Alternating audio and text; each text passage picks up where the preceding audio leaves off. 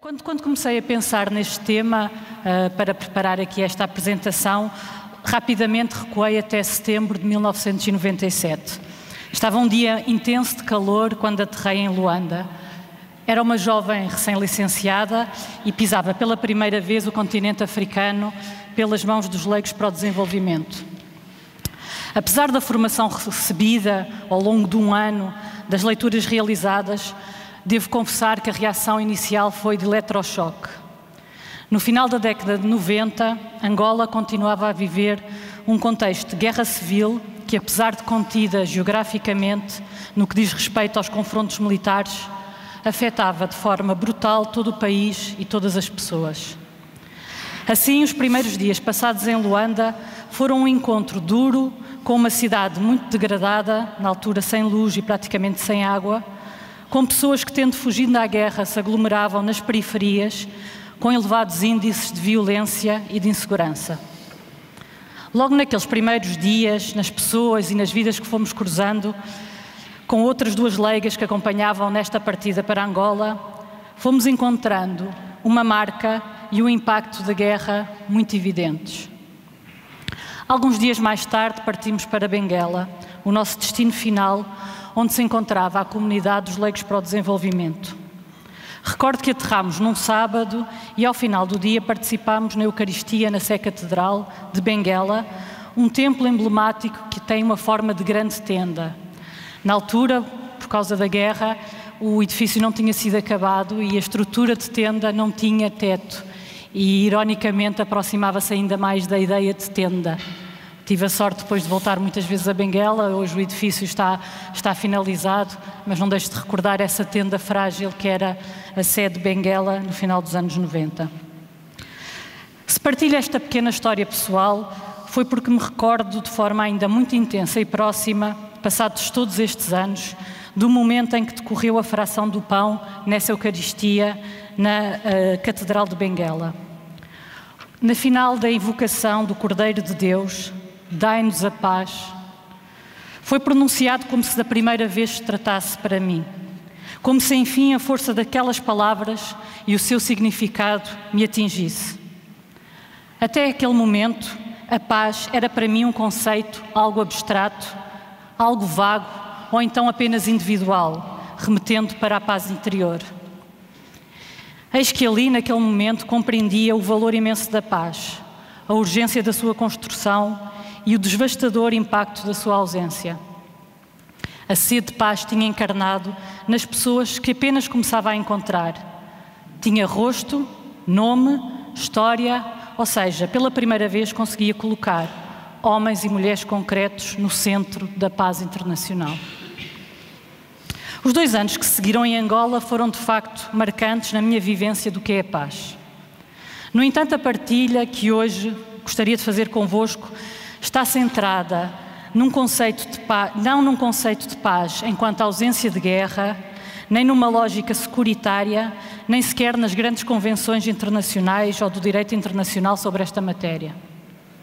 Também não vou refletir sobre as grandes alterações ou configurações geopolíticas, embora estejamos todos conscientes das grandes mudanças que ocorrem a elevadíssima velocidade.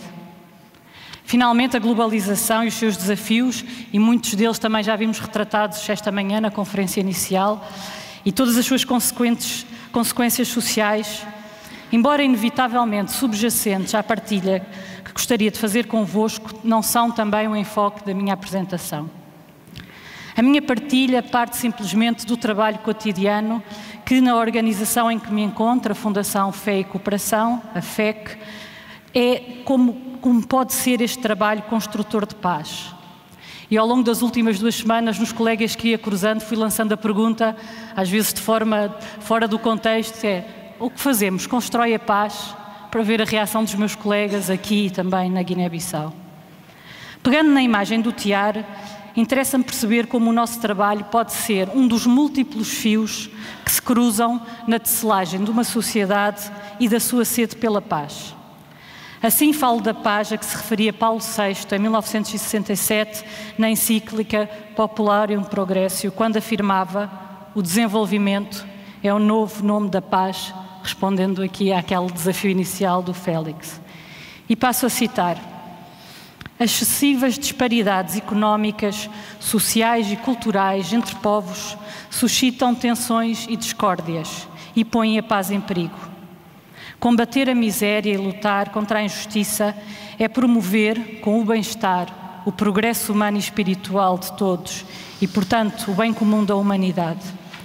A paz não se reduz a uma ausência de guerra, fruto de um equilíbrio sempre precário das forças. Edifica-se dia a dia mediante a busca de uma ordem desejada por Deus que implica a mais perfeita justiça entre os homens. Fim de citação. Ouço também acrescentar que, da mesma forma que a paz não é a ausência de guerra, o desenvolvimento também não é sinónimo de crescimento económico. Quando falamos de desenvolvimento, falamos de uma sociedade em que a dignidade da pessoa está acima do lucro, onde cada um tem lugar, onde o desenvolvimento promove a vida e é sustentável, também à escala do planeta e dos recursos naturais.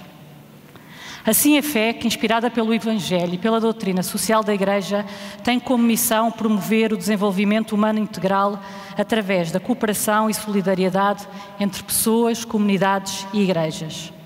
Mas como se traduz esta missão na prática? Como pode ser construtora de paz e que desafios se nos colocam na nossa praxis? Para esta apresentação escolhi 3 perspectivas, 3 ângulos de ação que penso podem ilustrar de forma sucinta um pouco estas realidades. E escolhi então 3 pontos: educação e paz, o fortalecimento da sociedade civil e a influência política e o diálogo e a diversidade cultural e religiosa. Pegando então neste primeiro ponto sobre a educação e a paz, Nelson Mandela afirmava que a educação é a arma mais poderosa que podemos usar para mudar o mundo. E na fé que estamos de facto convencidos que esta arma pacífica é efetivamente uma das mais eficazes nas transformações das sociedades. Sociedades com baixos níveis educativos são, de uma forma geral, mais pobres, menos desenvolvidas e têm um menor controlo sobre aqueles que as governam.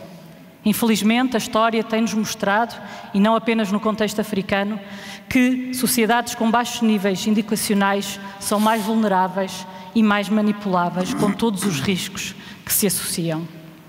O Prémio Nobel atribuído em 2014 à jovem paquistanesa Malala traduz esta realidade e os seus desafios de forma muito eloquente.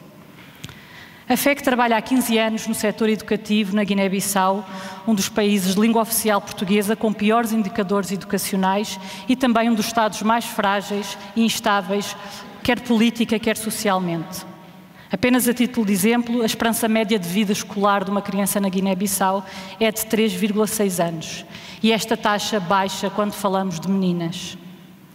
A fé, que trabalha atualmente com mais de 5.000 professores e agentes educativos, desde o pré-escolar até o ensino superior. O contexto histórico e social da Guiné-Bissau faz com que os professores e os agentes educativos continuem a apresentar grandes fragilidades, quer em termos dos conteúdos, quer em termos das suas competências didáticas e pedagógicas. Assim, o nosso trabalho concentra-se na formação, capacitação e supervisão pedagógica. Pode ser este trabalho promotor de paz? Esta foi a pergunta que fui lançando aos meus colegas. Recentemente, no âmbito de um documentário que produzimos sobre o trabalho na área da educação na Guiné-Bissau, a irmã Heloísa Cruz, diretora de um jardim de infância, dizia: o país tem os seus conflitos e isso não deixa de se refletir nas crianças. E aqui no jardim é espaço para educar para a paz, para saber conviver, para dar lugar ao outro, saber respeitar. Nós investimos muito nisto para vermos se futuramente temos cidadãos que se respeitem, saibam conviver uns com os outros na paz. Assim vemos que o jardim de infância, a escola, o liceu, a universidade podem ser não apenas lugares de aprendizagem, saberes e passagem de conhecimento, mas também lugares para exercitar, experimentar, desde a mais tenra idade, a paz, a diferença e a resolução de conflitos. Mas quando falamos de educação na FEC, de que educação em concreto estamos a falar? Na FEC acreditamos no desenvolvimento integral da pessoa, de todo o homem e do homem todo, e que as várias dimensões da pessoa, social, cultural, religiosa, devem desabrochar, florescer e ter espaço para crescer ao longo da vida.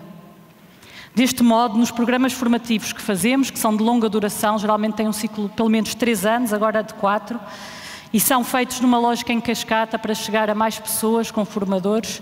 Valorizamos não apenas as competências técnicas, a língua portuguesa, a matemática, as ciências, mas também, e claro, a didática, a pedagogia, mas outro tipo de aprendizagens humanas, transversais a todo o homem. Assim temos vindo a trabalhar a educação para a paz e para a cidadania também com os nossos professores. E o balanço dos nossos técnicos e dos nossos formadores é muito positivo. Passamos de uma lógica de conhecimento, que muitas vezes fica na cabeça, mas não desce ao coração e não se materializa na vida, e para trabalhar esta temática da educação para a paz e da educação para a cidadania, temos por isso optado por educação não formal, que obriga as pessoas a passarem de um conhecimento para uma vida. Esta semana, trocando impressões com colegas que estão a trabalhar na Guiné-Bissau, ouvi como este trabalho é valorizado localmente, como gera pequenas, grandes mudanças nas atitudes e nos comportamentos.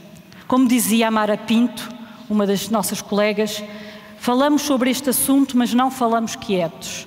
Falamos com as mãos, com o corpo, com o coração, com a ação. Percebemos a importância da atitude e da participação, além da opinião formada e fundamentada. Percebemos ainda a importância da nossa preocupação e não indiferença. E como não podia deixar de ser, os professores e formadores juntaram-se à comunidade, trocaram ideias, levantaram-se, agiram. Parece-me haver corações agitados, gente com garra, professores mobilizadores e cada vez mais transformadores. O outro ponto, portanto, esta era a educação e, de facto, para mim, a título pessoal, já foi gratificante para trabalhar o tema, poder discutir este assunto com os meus colegas. Os outros dois pontos são mais curtos e o que segue passa pelo fortalecimento da sociedade civil e a influência política, ou a advocacia social. Outro aspecto que consideramos essencial na FEC para uma sociedade construtora de paz é a existência de uma sociedade civil forte, esclarecida e dinâmica. Neste ponto é importante referir o papel essencial dos leigos na sociedade. E, nesse sentido, estar hoje aqui no encontro da CNAL é particularmente pertinente. A presença dos leigos em tantas esferas da sociedade, que estão muito bem retratadas nos vários ateliês que decorrem hoje no encontro, mas também nos movimentos, nas associações e nas organizações da sociedade civil, é determinante. E esse também é uma parte do nosso trabalho em Portugal, mas também nos países de língua oficial portuguesa. A título de exemplo, a nossa parceria com a Caritas de Angola nos últimos 5 anos tem sido uma experiência particularmente rica.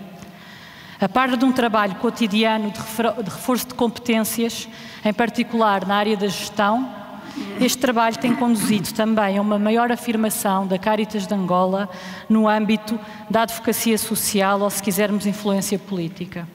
Influência política, sim, porque sendo a voz dos mais pobres junto dos decisores políticos, económicos e religiosos, a Caritas defende os mais pobres e os direitos dos cidadãos angolanos.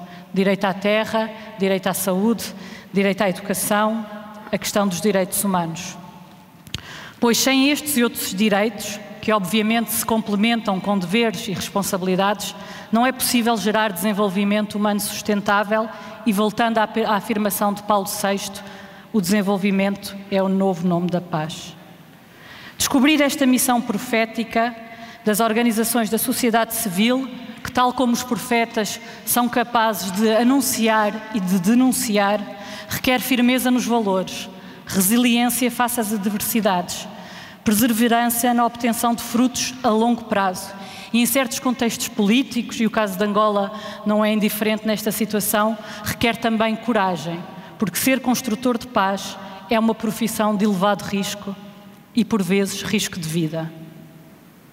Finalmente, o ponto do diálogo e da diversidade cultural e religiosa. A globalização coloca-nos diariamente face à riqueza, mas também face aos desafios da diversidade cultural e religiosa. A necessidade do diálogo, não um diálogo vago, teórico ou retórico, mas entre pessoas, afirma-se como uma urgência. E volto novamente à popular um progresso, que na altura falava do diálogo entre civilizações. E se passa a citar: entre as civilizações, como entre as pessoas, um diálogo sincero é efetivamente criador de fraternidade. A obra do desenvolvimento aproximará os povos nas realizações efetuadas por um esforço comum, se todos, desde os governos aos seus representantes, até ao perito mais modesto, estiverem animados de amor fraterno e movidos pelo desejo sincero de construir uma civilização de solidariedade mundial. Então, um diálogo centrado no homem e não nas mercadorias ou nas técnicas abrir-se-á. Concluindo um pouco depois, mais à frente, quem não vê quanto estas relações estabelecidas podem contribuir para um mundo de paz? E ao ler isto, não deixava de refletir que tanto o que o Papa Francisco nos está a dizer hoje, de facto não é mais do que ir beber a tanta coisa que já foi dito pela doutrina social da Igreja. Na fé que experimentamos e vivemos esta realidade da diversidade cultural e religiosa de diversas formas. Destaco muito brevemente duas vivências distintas. Em primeiro lugar, a do voluntariado missionário. Uma realidade da nossa Igreja, da Igreja em Portugal, que tem cerca de 20 anos e que todos os anos proporciona a centenas de jovens portugueses, e em 2014 foram mais de 300 os que partiram em missão, experiências de curta ou longa duração em missão. Movidos pela fé e pela gratuidade, milhares de portugueses já fizeram esta experiência do encontro com o outro, do encontro com outra cultura, inevitavelmente do encontro consigo mesmo. Trata-se de uma experiência profundamente transformadora e hoje, ao longo do dia, fui encontrando aqui muitos de nós que estamos marcados por essa experiência, que muda horizontes e formas de ver a sociedade no regresso a Portugal. São muitos os testemunhos, mas destaco um que foi recolhido num estudo que fizemos recentemente com a Escola Superior Paula Frassinetti sobre esta realidade, que dizia: quanto mais fui conhecendo, não sítios, mas pessoas, fui percebendo a vida deles e percebendo também a minha, a nossa. E fui percebendo que quando se vê nas notícias que há uma pobreza extrema, muita gente a morrer à fome, aquilo não é noutro planeta, é no nosso, está a acontecer neste momento. E é para aquele lado, para o lado do sul, a 4 horas de avião daqui. E por isso não é uma coisa irreal. E comecei também a ter este olhar mais global para a vida. Finalmente, e para concluir, uma experiência mais interna da fé, mas que tem sido muito interessante, muito rica e muito gratificante. Nos últimos anos, a nossa equipa na Guiné-Bissau tem vindo a crescer e neste momento temos 50 pessoas a trabalhar na Guiné-Bissau. Numa lógica de desenvolvimento local, procuramos sempre, em primeiro lugar, guineenses e cada vez mais é possível encontrar pessoas com competências no país. Hoje, 1/3 da nossa equipa são guineenses e num país em que apenas 10% da população é cristã e uma percentagem ainda mais pequena católica, isto significa que na nossa equipa temos colaboradores muçulmanos e animistas. O que significa então esta realidade do dia-a-dia para uma organização com uma forte identidade católica? Podia elencar muitos aspectos, mas como a apresentação vai longa, sintetiza em 2 atitudes. Significa diálogo e saber escutar o outro. Chegando ao final, optei por não apresentar conclusões, mas antes desafios sob a forma de questão. Que paz ambicionamos efetivamente? Ousamos ser construtores de paz ou mais frequentemente somos construtores de muros? Move-nos o medo, o instinto protecionista ou uma verdadeira e evangélica concepção da justiça, do bem comum e logo do desenvolvimento? Face à globalização, optamos por uma visão eurocêntrica ou por uma globalização capaz de encarnar em cada pessoa que possa efetivamente voltar a estar no centro? A nossa fé mobiliza-nos a ser construtores de paz? E não posso concluir sem citar o Papa Francisco, depois de ter citado tantas vezes o Papa Paulo VI, que tanto nos tem inspirado, e fui roubar uma frase ali ao livro de Joaquim, que diz: a paz não é o objetivo, é o caminho, e o caminho não exclui ninguém, é de todos. Obrigada. Muito obrigado. Eu começaria uma afirmação que me parece bastante razoável, que é que a paz é um bem desejado pelos homens de boa vontade, mas arriscaria ir mais longe, afirmando que é um bem desejado pelo homem comum. Mas, se assim for, e como parece, o mundo deveria ser poupado à guerra e à violência, o que, obviamente, não é um facto.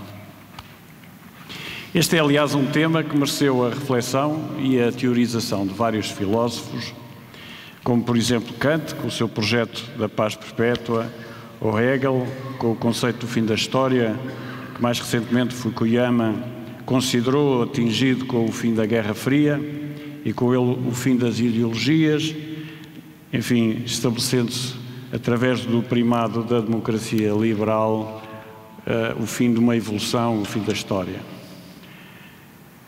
Porém, o mundo não cessou de demonstrar ser bem mais complexo, continuando a eclodir conflitos de natureza étnica, religiosa e talvez, sobretudo, resultantes de frustrações originadas num mundo desigual, onde o egoísmo campeia, a tal centralidade do homem não está neste mundo.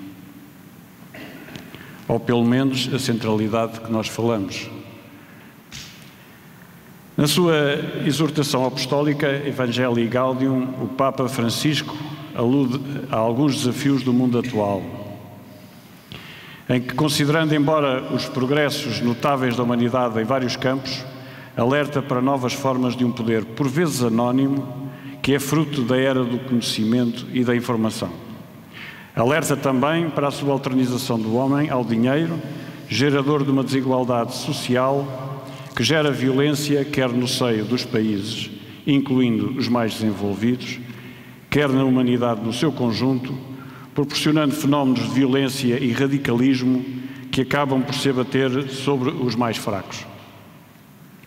Com efeito, quando a violência se instala, as populações em grande número deixam de conseguir aceder a meios de subsistência, sucumbindo à fome ou à doença, ou procurando em desespero o local para onde possam emigrar e subsistir.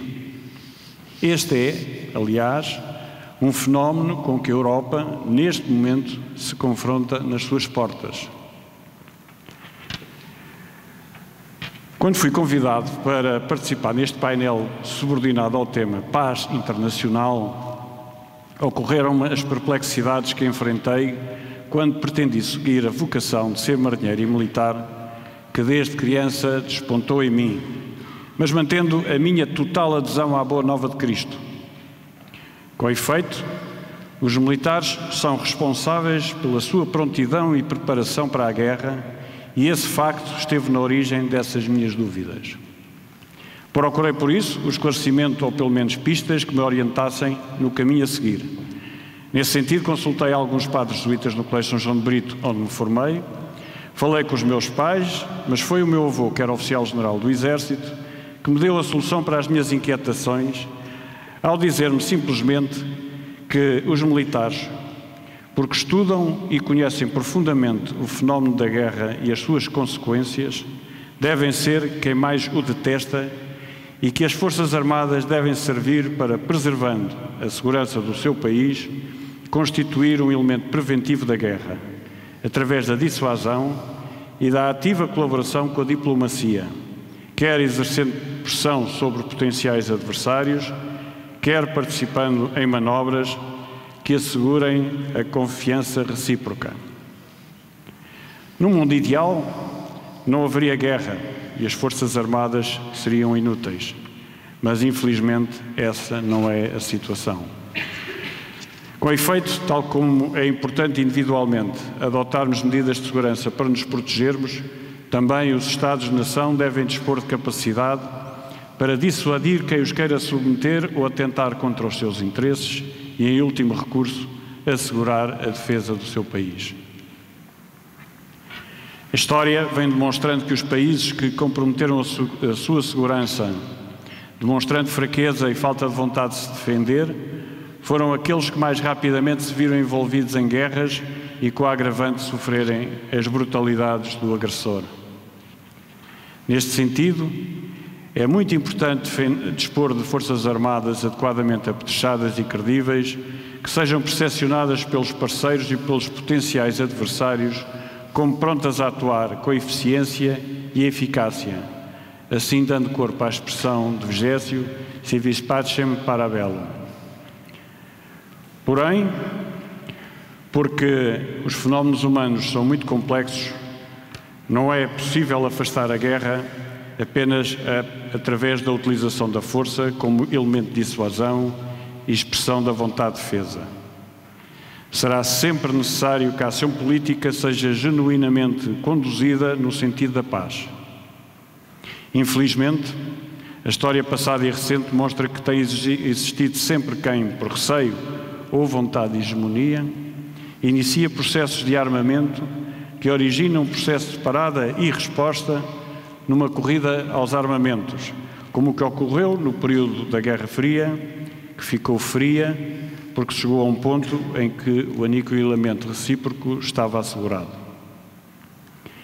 Com a queda do Muro de Berlim, que o mesmo é dizer com o fim do mundo bipolar, e simultaneamente com o fenómeno da globalização, impulsionada pelo assombroso desenvolvimento das tecnologias de informação, apareceram na cena internacional atores que não são Estados, com os quais não é possível estabelecer o tipo de diálogo diplomático característico da relação entre Estados, mas que são capazes de infligir danos muito significativos nos países, causando a disrupção de alguns deles ou um estado de grande insegurança em muitos outros. Por outro lado, ainda, as profundas desigualdades entre as populações das várias regiões do mundo, agravadas pelas guerras locais provocadas pelas tais entidades, geraram um fenómeno de migração em massa, de consequências humanitárias dramáticas.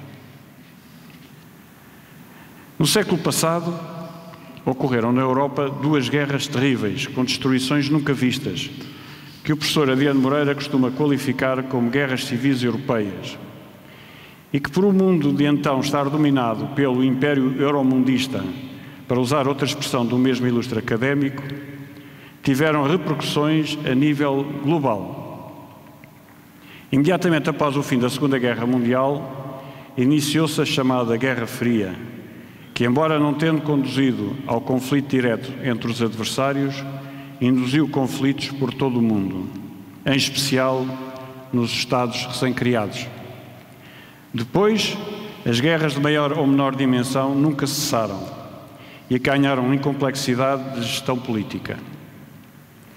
Porém, apesar de todas estas tragédias no mundo, ao longo do século XX foram dados passos significativos pela comunidade internacional no sentido de conter, ou pelo menos minorar, os efeitos dos muitos conflitos que permanentemente ocorrem por todo o mundo.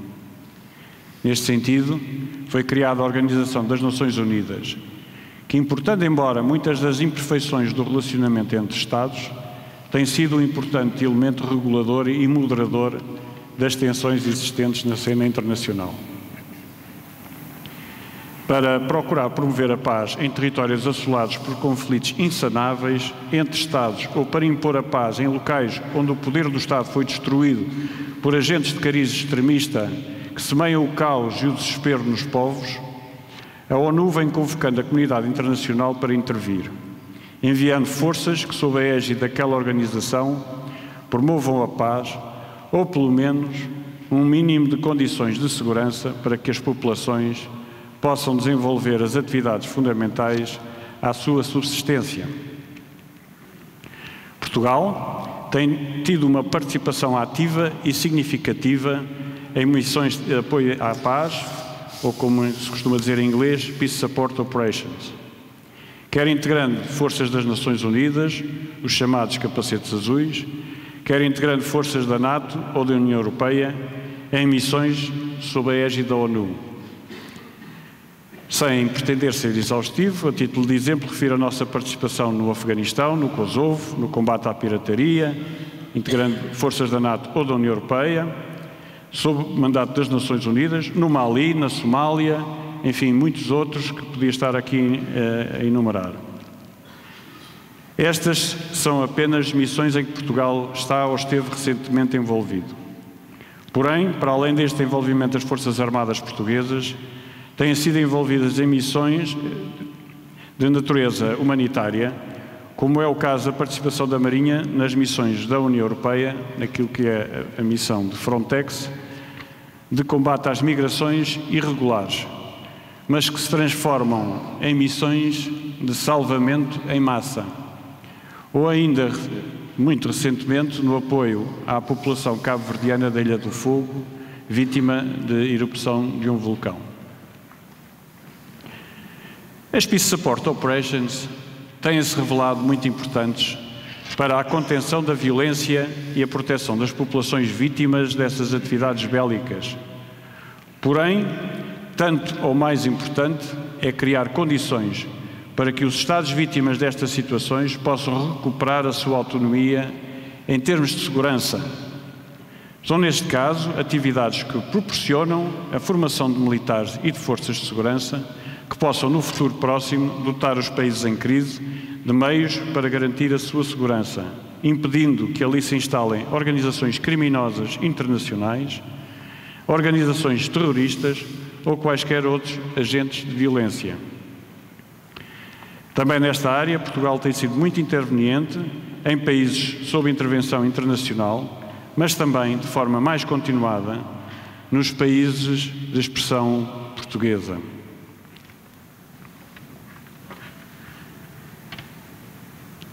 Em conclusão, diria que a persistente recusa de Deus e do amor ao próximo está na origem de todos os conflitos entre os homens, entre etnias e nações. É uma realidade com que temos que viver, apesar dos esforços de muitos homens de boa vontade e a evidência das tragédias e sofrimentos sofridos pelas guerras passadas. Importa, por isso, tudo fazer para evitar a guerra, e aí os militares devem ter um papel importante, não só no correto aconselhamento dos decisores políticos, como também no competente exercício da sua função militar, assegurando a sua dissuasão em certas situações ou noutras, contribuir para a criação de medidas de confiança que esmoreçam ímpetos belicistas baseados em receios. Os militares, sobretudo os dirigentes, devem ter uma sólida formação humana, não só promotores da paz, mas também, quando chamados a defender a sua pátria, devem ser capazes de evitar a violência gratuita e moderar os ímpetos de desumanidade que um estado de guerra sempre gera. Os cristãos militares, para serem fiéis à mensagem do Redentor, são obrigados a ser exemplos de humanidade em todas as situações em que sejam chamados a atuar. Muito obrigado. Muito obrigado.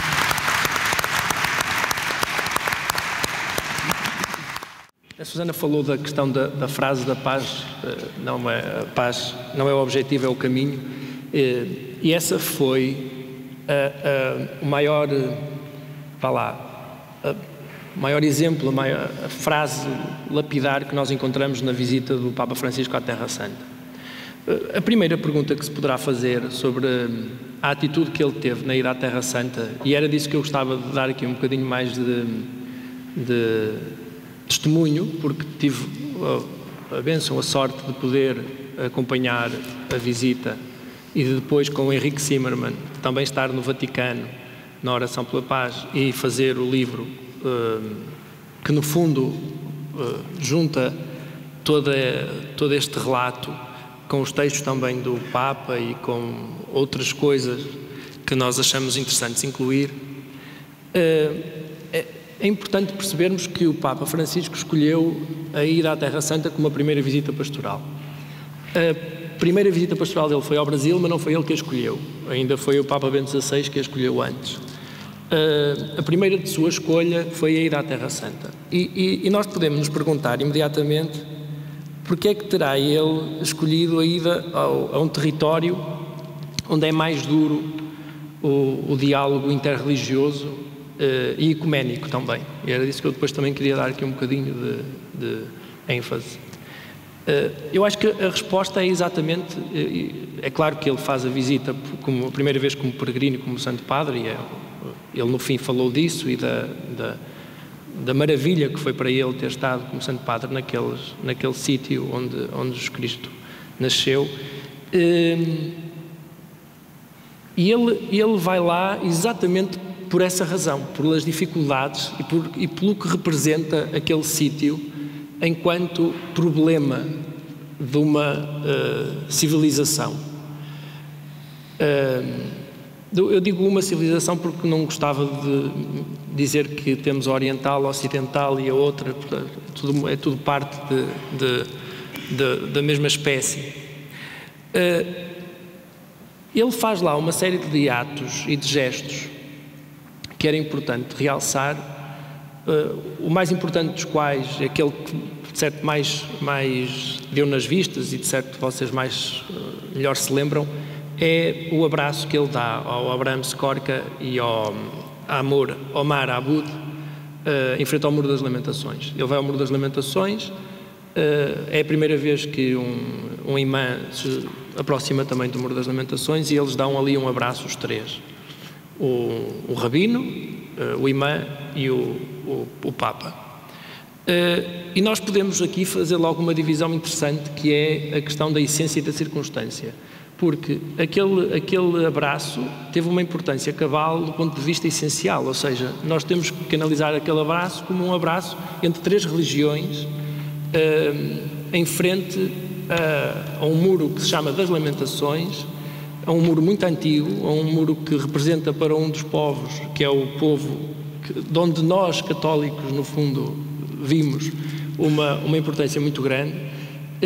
Mas ao mesmo tempo um abraço dado no Muro das Lamentações quando a 20 metros atrás do muro está a mesquita e quando a 100 metros a norte está o Santo Sepulcro. E isto é um abraço essencial entre as religiões, é uma coisa única que nunca tinha sido feita, mas ao mesmo tempo, e era isso que eu gostava também de dar aqui um bocado de testemunho, é um abraço circunstancial, porque é um abraço entre George Bergoglio, o Abraham Skorka e o Omar Abud. Entre três amigos argentinos, e aqui por acaso é engraçado percebermos que de certo tinham que ser argentinos e de ter aquele pupurri, aqueles genes civilizacionais todos misturados, porque eles aprendem a jogar bola todos quando eram crianças, os muçulmanos, que eram os turcos, os judeus, os católicos. E é um abraço entre três amigos, portanto são três amigos que põem de parte o facto de serem de três religiões completamente diferentes e que neste momento estão, e eu não quero dizer isto com as letras todas, mas de certo estão em guerra umas com as outras, para dizerem a paz não é só uma questão essencial, é uma questão da circunstância de nós termos três pessoas que, e como disse o Papa Francisco na entrevista que depois nós fizemos, não matizando, portanto, não diminuindo as características de cada um e cada um assumindo a sua postura religiosa, um é católico, outro é judeu e outro é muçulmano, têm a perfeita capacidade de se entenderem e de conseguirem dar um abraço num local tão importante como é aquele sítio em frente ao Muro das Lamentações, que mais importante ainda é o facto de ser em Jerusalém e naquele perímetro onde estão o berço e a importância das três religiões monoteístas mais importantes. Depois também dar-vos um bocado de conta que, não contente, o Papa Francisco, depois de 3 dias na Terra Santa, onde teve gestos de uma humildade e de uma postura simplesmente fabulosos, que nós damos aqui conta, o Papa beijou a mão a sobreviventes do Holocausto. A primeira vez que isso acontece é notório que o sobrevivente, o velhote, não é? Quem ele vai beijar a mão, fica completamente, não percebe o que é que o Papa vai fazer, quer dizer, como é que o Papa é que vai beijar a mão ao sobrevivente do Holocausto. O Papa, quando vai à Igreja da Natividade e à Praça da Manjedoura, para o Papa móvel, as televisões nem deram e saiu e pôs a mão no muro que separa Israel da Palestina. Isto são tudo pequenos gestos que representam muito na relação, principalmente dos muçulmanos e os judeus. Mas depois ele faz mais, ele vem fazer uma invocação pela paz ao Vaticano, onde junta não só o Mohamed Abbas, o Shimon Peres, ele próprio, e depois junta também o Bartolomeu I, que é o patriarca de Constantinopla, o líder, vá lá, que eles não têm bem líder, mas um dos líderes da Igreja Ortodoxa. Eu aqui queria fazer aquele parênteses que vos disse há bocado sobre o diálogo ecuménico. Eu tive a honra de estar a acompanhar a visita e cheguei de um dia para o outro, estive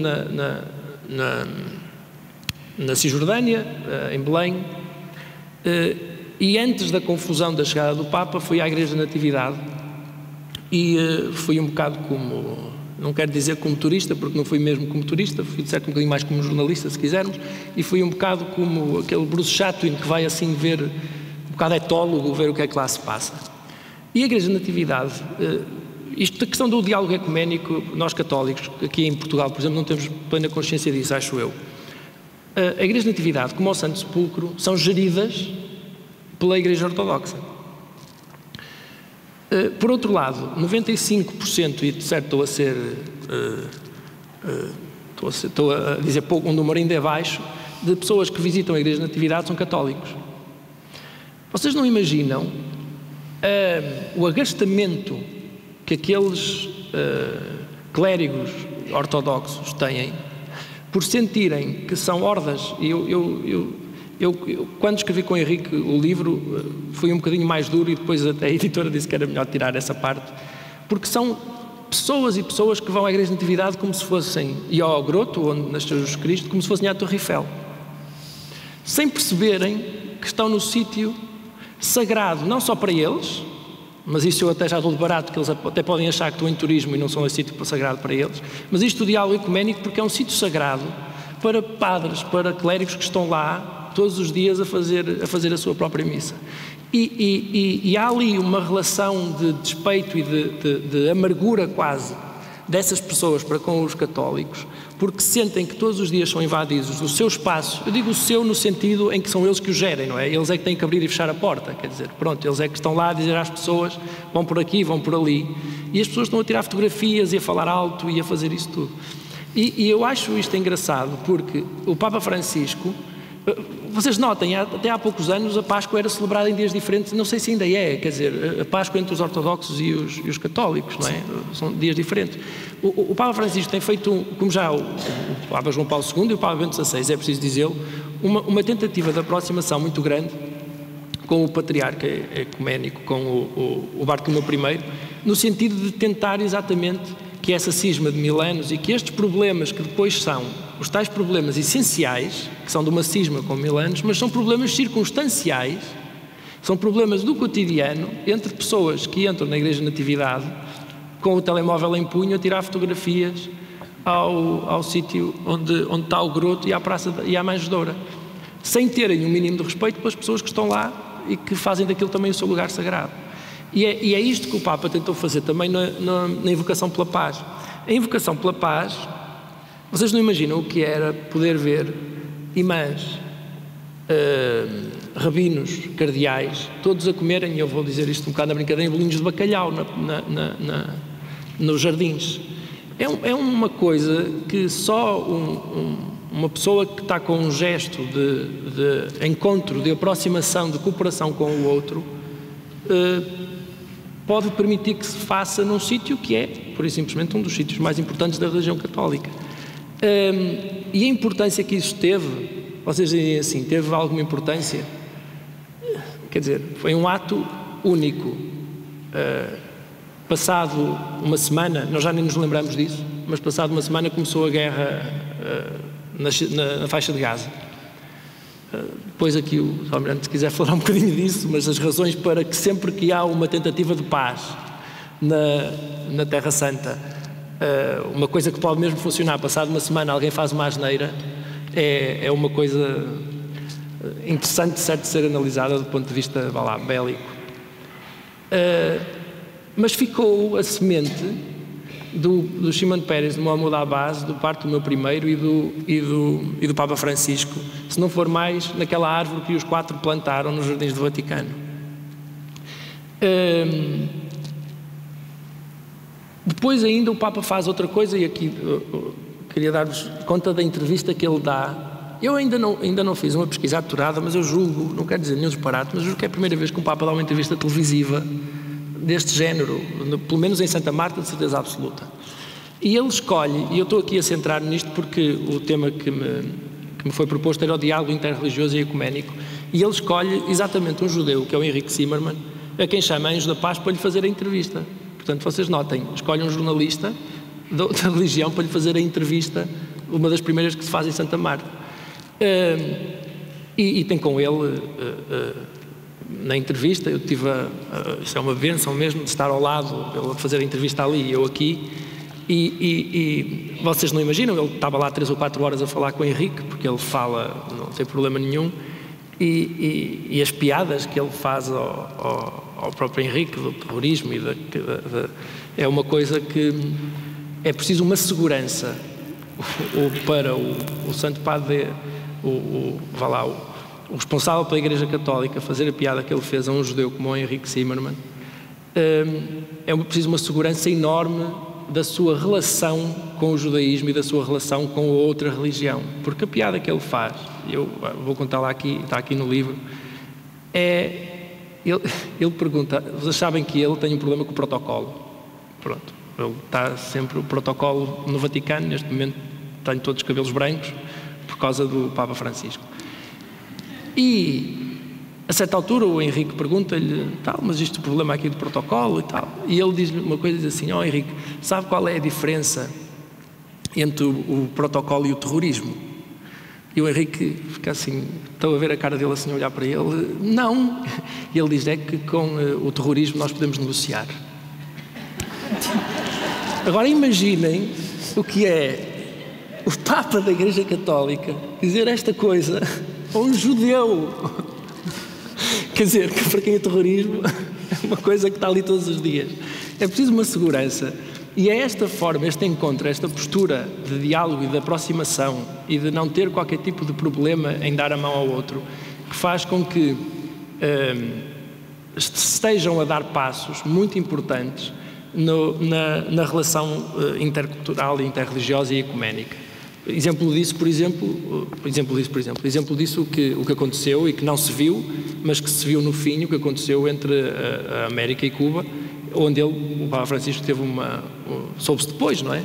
Um papel preponderante. E aqui depois traz-nos à questão circunstancial, à questão mais básica da questão da paz e do diálogo.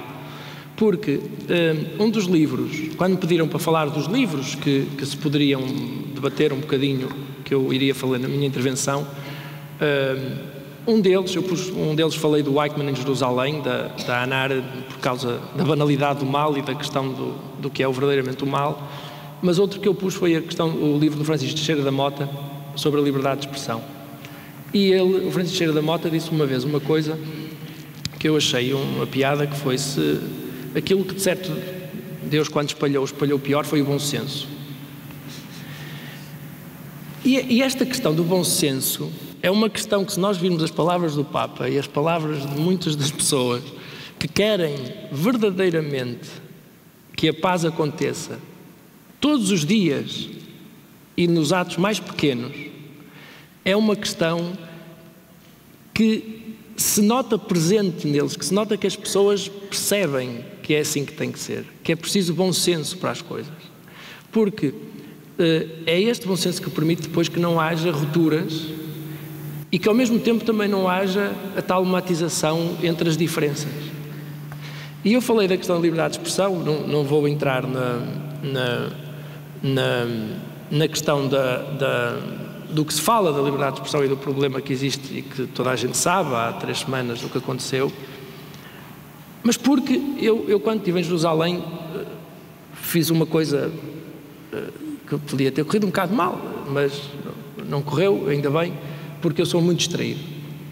E então, quando fui ao Muro das Lamentações, primeiro por ser tão distraído, não reparei que eles têm lá sempre aquele kippah para pôr, oferecem para nós pormos e lá, portanto não reparei. Cheguei perto, mas como não tinha aquilo, por uma questão de respeito, disse, pronto, mas não vou lá perto, porque não tenho isto na cabeça, e é assim um bocado, se repararem, o Papa foi, porque levava o kippah dele, entre aspas, não é? Pronto. E o imã também levava o dele. Portanto, é engraçado como as 3 religiões têm os 3 atos identificativos, cada um, não é? Ninguém precisou de matizar a sua própria fé para poder ir a um sítio como aquele. E então eu saí e depois quando vinha embora, aproximei-me de um vendedor, aquilo em Jerusalém está cheio de gente a vender coisas, e comprei um kippah. Disse, vou comprar um cheque ou não sei o quê, e vou lá, porque queria colocar um papel no muro. E comprei e perguntei ao senhor, então, mas isto é melhor, isto é pior, tal, o que é que acha, o que é que não acha? E ele muito antipático para mim, muito antipático. Eu, pronto, está bem, estes homens, Esparta, pronto, mas posso pôr e tal, como é que eu ponho isso? Quero não sei como é que fiz, o ganchinho e tal. Sim, pode ser, mas muito antipático. Está bem, para lá foi. Pus o ganchinho, lá fui fazer o que queria fazer e vim outra vez. E quando passei por ele outra vez, ia comprar uma água à frente, na loja à frente, e reparei que estava na parte muçulmana de Jerusalém. O que quer dizer que o homem foi extremamente simpático para mim quando eu lhe andei a perguntar e a dizer que por uma questão de respeito eu queria ir lá com isto e tal, você não se importa de vender. Portanto, vocês estão a imaginar o que é quando eu reparei. E porquê é que eu estou a dizer isto? Porque depois, quando fui comprar a água, estive a falar com o rapaz que me vendeu a água. Como no dia seguinte estive a falar com a tradutora do José Saramago lá, que é a Miriam Tivone, que me ajudou também a mexer um bocado em Jerusalém. E foram duas pessoas muito engraçadas, porque eu fiquei com a sensação que se aquelas duas pessoas se sentassem aqui à mesa e nós debatêssemos o conflito israelo-palestiniano, amanhã a coisa ficava resolvida. É engraçado, porque eles, como não tinham que depois nem ir a eleições, nem ter que dispor de falar aos outros e de fazer compromissos assim, tinham só bom senso e vontade, e isto é engraçado, e vontade de resolver as questões. Porque naquele conflito, que é um dos maiores conflitos que existem e que é um conflito nitidamente religioso, a maior parte das pessoas que lá vivem querem que aquilo esteja em paz. Nós vemos muito a guerra que lá acontece, mas quando lá se vai percebe que as pessoas querem a paz. O que nós vemos a guerra é porque ninguém diz hoje não aconteceu nada. Não é? Só diz hoje houve mais não sei o quê, mas ninguém realça que hoje não aconteceu nada. E isso é que eu achei interessante. E era era com isso que eu gostava de acabar, que era como essas duas pessoas, que são de religiões completamente diferentes, conseguiriam certamente resolver uma coisa tão grande. Como era possível, se houvesse um bocadinho mais de bom senso, que na Igreja da Natividade os clérigos ortodoxos aceitassem melhor a entrada dos católicos, e como era possível que dentro dos próprios católicos nós nos aceitássemos também um bocadinho melhor uns aos outros. E, em última análise, como é possível também que nós tenhamos a paz entre nós próprios, porque se nós não estivermos em paz connosco, não vamos fazer a paz com mais ninguém. E eu queria terminar com a última resposta que o Papa Francisco dá na entrevista ao Henrique, que é exatamente uma resposta para mim esclarecedora do que eu quis aqui trazer e da paz que é necessário consigo próprio para conseguirmos estar em paz com os outros e da possibilidade de encontro com o outro e da possibilidade de dar a mão e de, com isso, conseguir acrescentar. A certa altura, o Henrique perguntou-lhe, e última pergunta, Papa Francisco, foi uma honra, muitíssimo obrigado por tudo isto, tudo o que vivemos este ano. Queria agora perguntar-lhe como gostaria de ser recordado na história, com H maiúsculo. E o Papa Francisco, o Santo Padre, diz, não pensei, mas gosto quando se recorda alguém e se diz, era um bom tipo, fez o que pôde, não foi tão mau. Com isso, me dou por satisfeito. Muito obrigado.